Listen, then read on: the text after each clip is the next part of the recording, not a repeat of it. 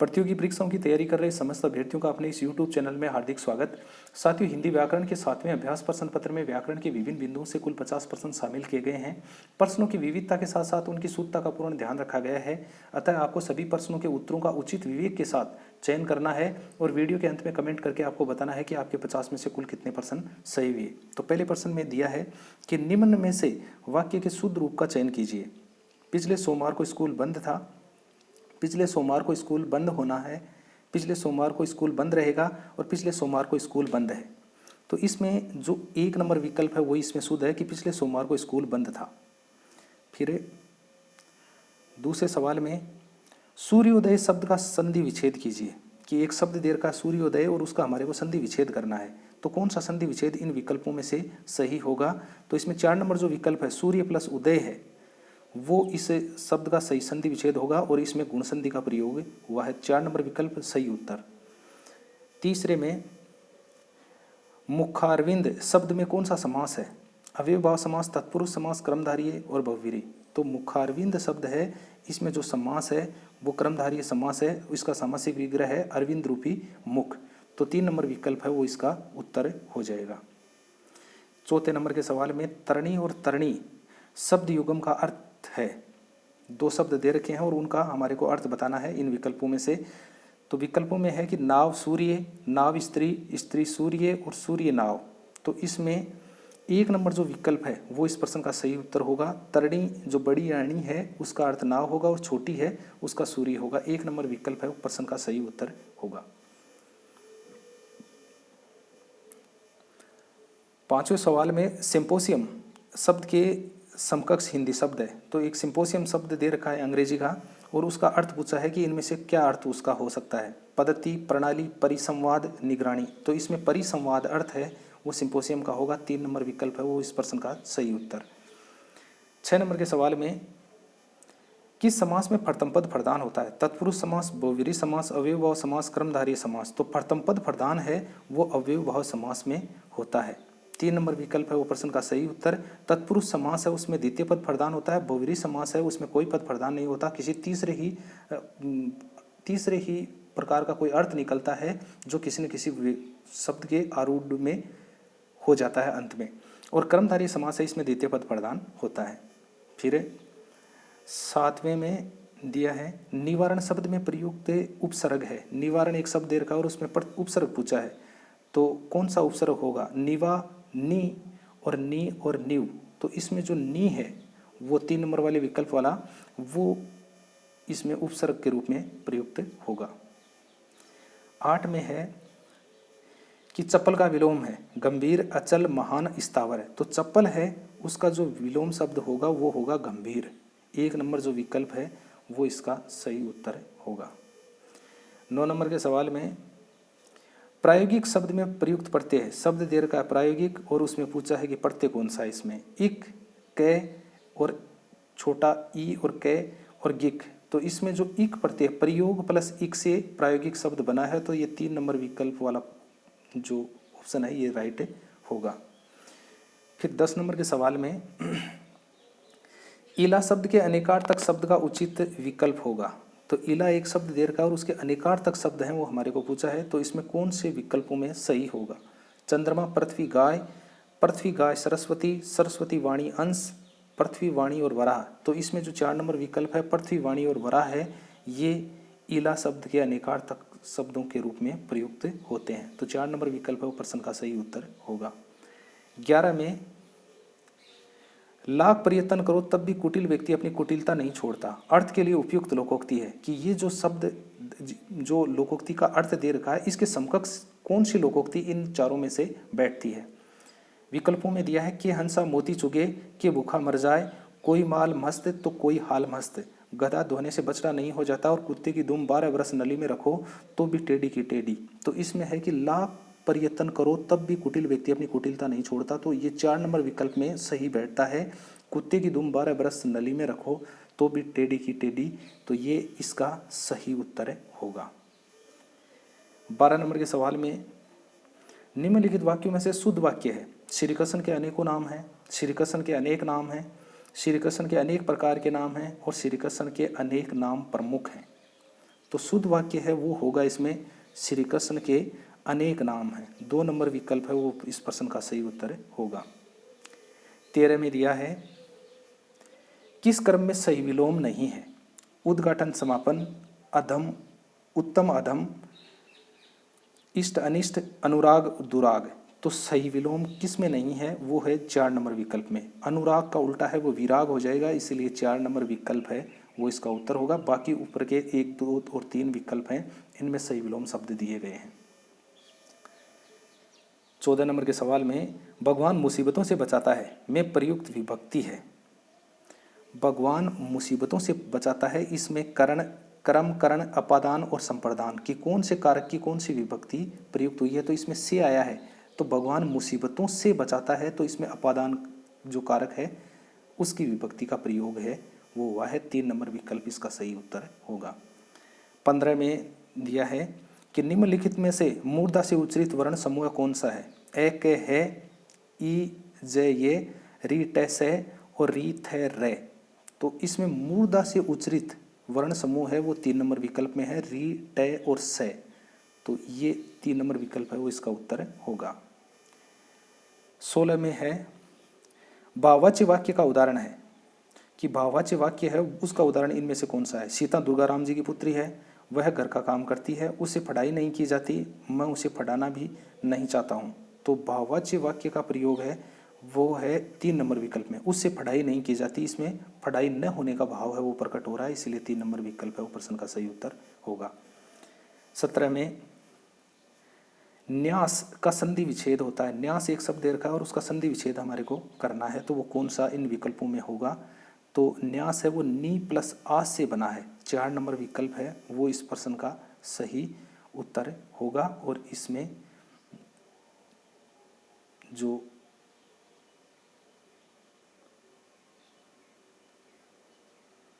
यण संधि है उसका प्रयोग हुआ है। 18 में पर्यायवाची शब्द की दृष्टि से बेमेल है घनावली, कादम्बरी, गट्ठा और मेघाली। तो पर्यायवाची शब्द समूह की दृष्टि से जो बेमेल है उसका हमारे को चयन करना है।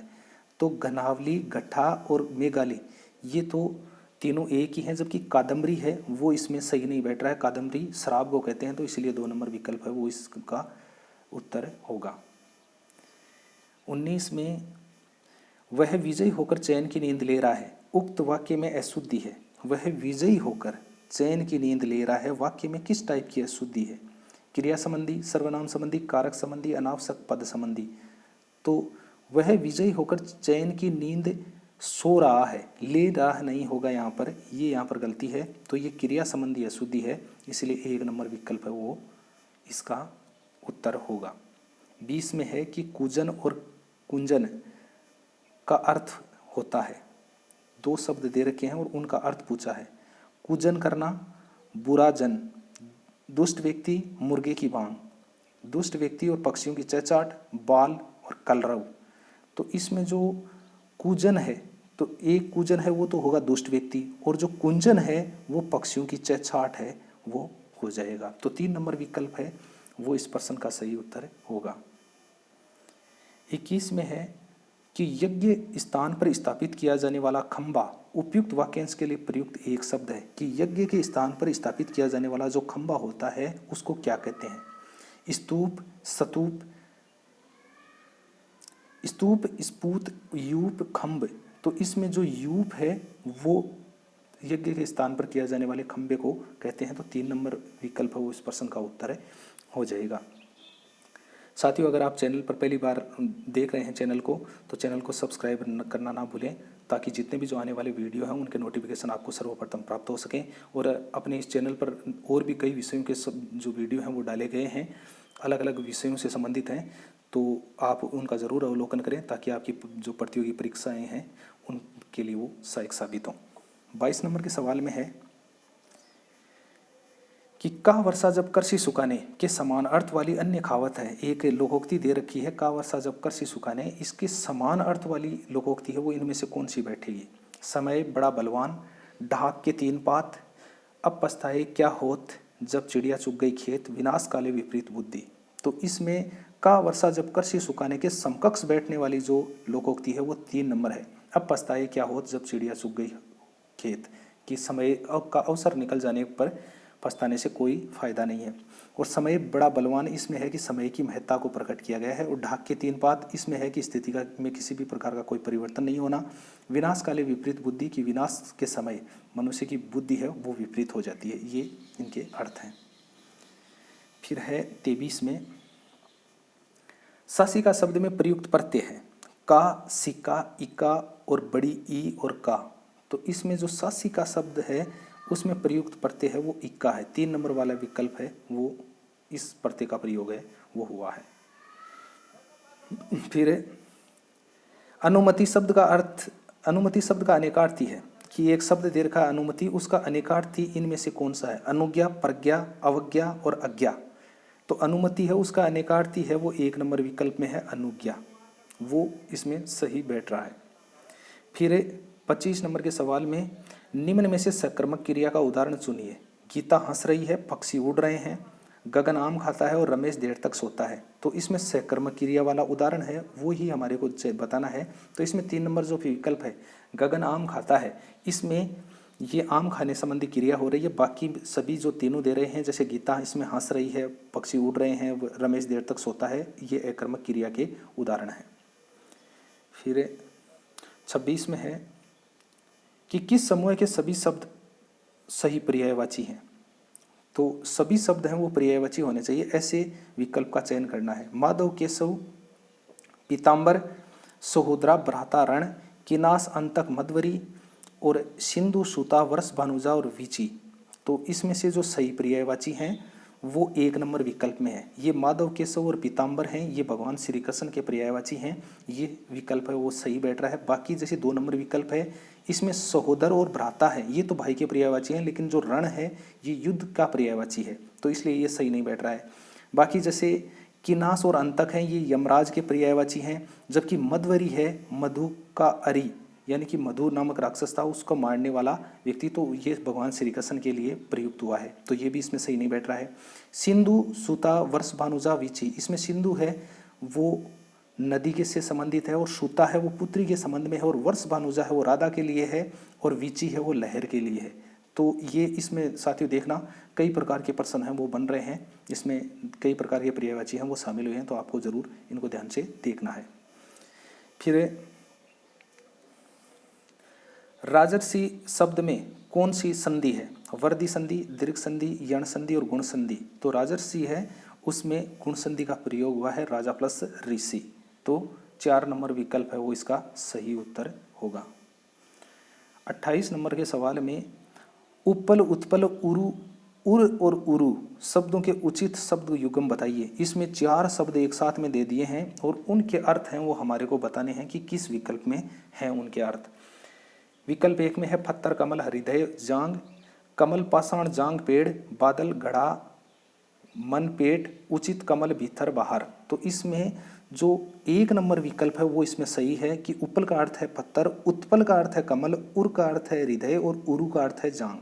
तो 1 नंबर विकल्प है वो इसमें सही उत्तर। 29 में, निम्नलिखित शब्दों में से चपला का अर्थ नहीं है। एक शब्द देर का चपला और उसका अर्थ है वो इनमें से कौन सा नहीं है? तरंग, चंचल स्त्री, विद्युत, लक्ष्मी। तो चंचल, विद्युत और लक्ष्मी, ये तो चंचल स्त्री, विद्युत और लक्ष्मी है, ये तो चपला को कहते हैं, लेकिन जो तरंग है वो चपला के लिए प्रयुक्त है वो नहीं होता है। 1 नंबर विकल्प है वो इस प्रश्न का उत्तर हो जाएगा। तरंग के लिए वीची, लहर और उमंग का प्रयोग है वो किया जाता है। 30 में, निम्न में से कौन सा विलोम युग्म सही है? कि इसमें विलोम शब्द दे रखे हैं और कौन सा में सही है वो हमारे को बताना है। अंतरंग, बहिरंग, राग, अनुराग, विज्ञ, सुविज्ञ, प्राचीन, पुरातन। तो इसमें जो सही विलोम युग्म है वो 1 नंबर विकल्प में है। अंतरंग, बहिरंग है ये सही दिया है। बाकी जैसे 2 नंबर में राग है उसका विराग होगा उल्टा, अनुराग है वो नहीं होगा। विज्ञ है उसका उल्टा होगा अज्ञ, विज्ञ विद्वान है और अज्ञ है वो मूर्ख से संबंधित है। प्राचीन है उसका जो विलोम है वो नवीन होगा ना कि पुरातन। फिर 31 में, इनमें से कौन सा विशेषण शब्द संज्ञा से निर्मित नहीं है? कि कौन सा विशेषण शब्द है वो संज्ञा से निर्मित नहीं है वो हमारे को बताना है। मानवीय, वार्षिक, अधिकाधिक और ग्रामीण। तो इसमें मानवीय, वार्षिक और ग्रामीण ये तो विशेषण शब्द हैं, वो संज्ञा से निर्मित हैं। ग्राम से ग्रामीण बना है, वर्ष से वार्षिक बना है और मानव से मानवीय बना है। लेकिन अधिकाधिक शब्द है, ये विशेषण शब्द संज्ञा से निर्मित नहीं है। 3 नंबर विकल्प है वो इसका उत्तर होगा। 32 में दिया है निम्नलिखित में से शुद्ध शब्द है। शुद्ध शब्द इनमें से कौन सा है वो बताना है। धोखाधड़ी, अंधाधुंध, इकट्ठा और सूझबूझ। तो इसमें जो 2 नंबर विकल्प है अंधाधुंध, ये इसमें सही है। बाकी जैसे विकल्प नंबर 1 में ये गलत है। धोखाधड़ी में का की जगह खा आएगा, धोखा धड़ी, तब ये सही होगा। इकट्ठा में ई में क आधा और ट है, वो भी आधा और उसके नीचे ट और फिर ठा, इकट्ठा, तब जाकर ये शुद्ध होगा। और सूझबूझ में सु के बाद में जय की जगह झ आएगा और बूझ में के आगे भी जो जय लिखा है वहां पर भी जो जय है वो प्रयुक्त होगा। तो इसीलिए 2 नंबर विकल्प है वो इसका सही उत्तर होगा। 33 में निम्नलिखित में से पुल्लिंग शब्द है। पानी, रोटी, थाली, पढ़ाई। तो पुल्लिंग शब्द है वो इनमें से कौन सा है, तो वो है 1 नंबर विकल्प में। पानी है वो पुल्लिंग है, बाकी रोटी, थाली और पढ़ाई है ये स्त्रीलिंग के रूप में प्रयुक्त होने वाले शब्द हैं। 34 में है कौन सा वाक्य शुद्ध है। नौजवान युवकों को आगे आना चाहिए, इसके बाद फिर क्या हुआ, देश भर में यह बात फैल गई, यह कैसे संभव हो सकता है। तो इसमें जो शुद्ध है वाक्य है वो है 3 नंबर विकल्प में, देश भर में यह बात फैल गई, ये तीसरा विकल्प में सही है। जबकि 1 नंबर विकल्प में गलती यह है कि या तो इसमें ऐसा होना चाहिए कि नौजवानों को आगे आना चाहिए या युवकों को आगे आना चाहिए, तब ये सही होता। 2 नंबर में गलती यह है कि इसके बाद फिर क्या हुआ, तो इसके बाद क्या हुआ या फिर क्या हुआ तो सही होता। 4 नंबर विकल्प में यह कैसे संभव हो सकता है, तो 4 नंबर में गलती यह है कि इसमें यह है कि यह कैसे संभव है, ये हो सकता है ये नहीं होगा, यह कैसे संभव है, ऐसे अगर वाक्य होता तो ये सही होता। 35 में निम्न में से कौन सा शब्द प्रिंसिपल का हिंदी समानार्थी नहीं है, कि प्रिंसिपल शब्द के लिए हिंदी समानार्थ के रूप में प्रयुक्त होने वाला शब्द नहीं है। तो प्रिंसिपल है वो प्राचार्य को भी कहते हैं, प्रिंसिपल मूल को भी कहते हैं और प्रिंसिपल प्रधान को भी कहते हैं, लेकिन प्रिंसिपल है वो सिद्धांत को नहीं कहते। जो सिद्धांत के लिए जो प्रिंसिपल प्रयुक्त होता है वो होता है PRINCIPLE,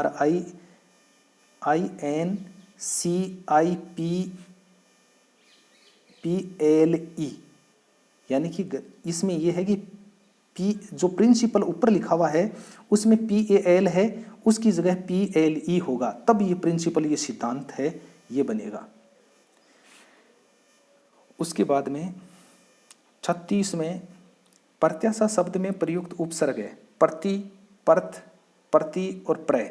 तो प्रत्याशा शब्द में जो उपसर्ग प्रयुक्त हुआ है वो प्रति हुआ है, प्रति प्लस आशा से, प्रति प्लस आशा से मिलकर ये शब्द है ये बना है।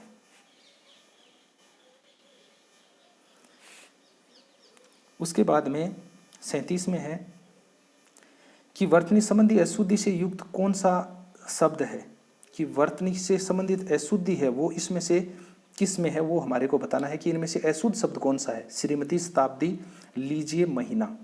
तो इसमें श्रीमती है वो तो सही है, शताब्दी भी सही है, लीजिए भी सही है, लेकिन महीना गलत है। इसमें महीना में ही है वो बड़ी आएगी, मैं ही ना, तब ये शुद्ध होगा। तो 4 नंबर विकल्प है वो इस प्रश्न का सही उत्तर हो जाएगा। 38 में है कि अभ्युदय शब्द में कौन सी संधि है, गुण, अयादि, यण, दीर्घ। तो अभ्युदय शब्द में जो संधि है वो होगी अभि प्लस उदय, ये तो होगा संधि विच्छेद, अभि प्लस उदय। और इसमें जो संधि है वो यण संधि है वो प्रयुक्त हुई है। 3 नंबर विकल्प प्रश्न का सही उत्तर। 39 में रिज्ड शब्द के समकक्ष हिंदी शब्द है, कि ये जो अंग्रेजी का शब्द है इसका हिंदी अर्थ क्या होगा, कठोर, निरस्त, निष्पक्ष और क्रूर। तो जो रिज्ड है ये कठोर शब्द है, उसके लिए प्रयुक्त होने वाली शब्दावली है। 1 नंबर विकल्प है वो प्रश्न का राइट आंसर होगा। 40 नंबर के सवाल में किस समास में दोनों शब्दों की प्रधानता एक समान होती है, कि दोनों शब्दों की महत्ता है उसको कम नहीं आंका जा सकता। कहने का अर्थ है कि दोनों शब्द हैं वो महत्वपूर्ण होते हैं। ऐसा समास कौन सा है? कर्मधारय, बहुव्रीहि, द्विगु, द्वंद्व। तो द्वंद्व समास में दोनों पद प्रधान होते हैं, जबकि कर्मधारय और द्विगु समास है इसमें द्वितीय पद प्रधान होता है, और बहुव्रीहि समास में कोई पद प्रधान नहीं होता। इसमें किसी तीसरे ही शब्द का अर्थ निकलकर अन्य में किसी शब्द में आरूढ़ हो जाता है। तो 4 नंबर विकल्प है वो इस प्रश्न का सही उत्तर होगा।